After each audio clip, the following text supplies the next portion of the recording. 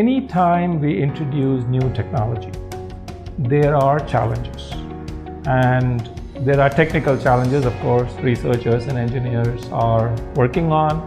But then when you talk about something that is a consumer product, there are also challenges in terms of people adapting to the new technology that is being introduced.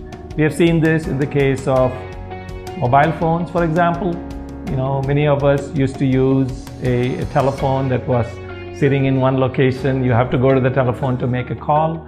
And there was a particular kind of infrastructure that went with that. But once the mobile phones came, the infrastructure requirement changed completely. And of course, it made life a whole lot simpler once people figured out how to use the mobile phone. I kind of see the electric vehicle along similar lines.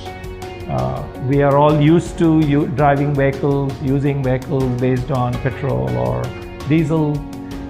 But with the advent of new technology, with the impact these traditional vehicles, I call them traditional because they are kind of old, the gasoline powered, petrol and diesel powered vehicles, they have their own impact on the environment. And with the way India is growing, the way the opportunities are growing, the electric vehicles are seen as the future. And the government of India is supporting this.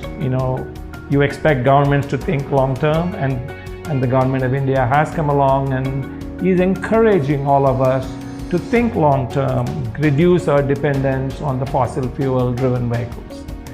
What this means, of course, is great opportunity.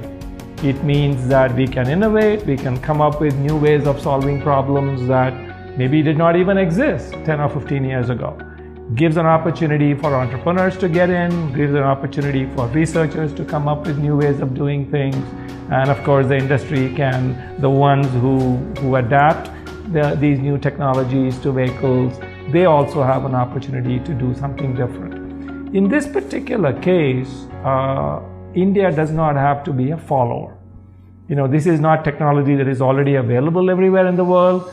Everybody in the world is kind of working on developing these technologies. And what that means is whichever country gets a lead, whichever country comes up with bright ideas to make these technologies into viable products, has a great advantage, which is something which will happen in the future. As you bring in new technologies, the playing field is more or less level. And the way I look at it, here's a great opportunity for the Indian entrepreneurs, Indian researchers, Indian companies to actually be on par with anybody else in the world. And that's, to me, a great opportunity that we have, coming our way in the next decade or so.